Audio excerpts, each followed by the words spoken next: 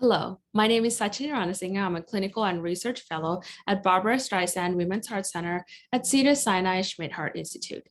Today, I'll be presenting on quality of life in women and men with ischemia with no obstructive coronary arteries, a patient self-report survey from INOCA International.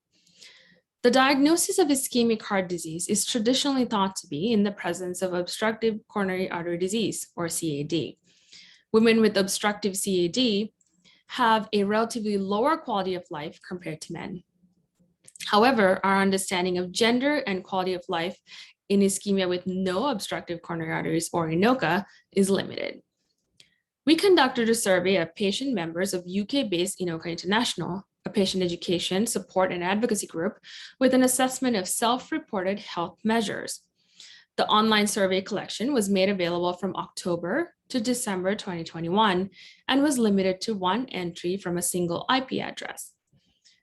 The functional capacity was retrospectively estimated using the Duke Activity Status Index, or the DAISY score, assessing levels of activities performed before and after symptom onset. The DAISY score was subsequently converted to metabolic equivalence, or METs, using the following formula. Of the 1579 patient members of INOCA International, the overall survey completion rate was 21%, with 91% women and 93% reporting frequent symptoms of chest pain, chest pressure, or chest discomfort. The most common diagnoses overall included coronary microvascular disease at 65% and coronary artery spasms at 51%.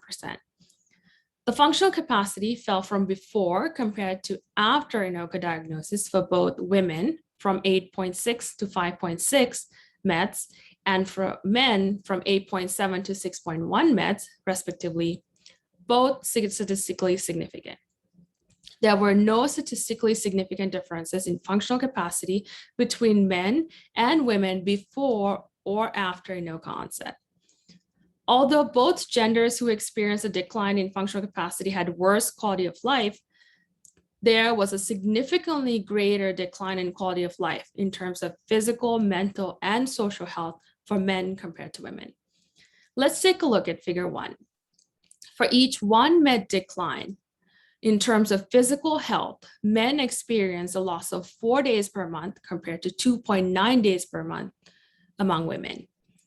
Similarly, in terms of mental health, men experience a loss of 2.4 days per month compared to 1.8 days per month for women. And finally, for social health or recreational activities, men experience a loss of 4.1 days per month compared to 2.9 days per month for women, all statistically significant. In conclusion, INOCA is associated with adverse physical, mental, and social health quality of life similar to obstructive CAD. While INOCA is predominantly reported in women, functional capacity declines are associated with a greater impact on quality of life in men compared to women in an international INOCA survey. These findings highlight the need for future studies to examine the quality of life in INOCA, including psychosocial, gender, and sex-specific factors. Thank you for stopping by my poster. I would like to thank the INOCA International members for participating in this survey. Click the QR code below to learn more about INOCA International. Thank you.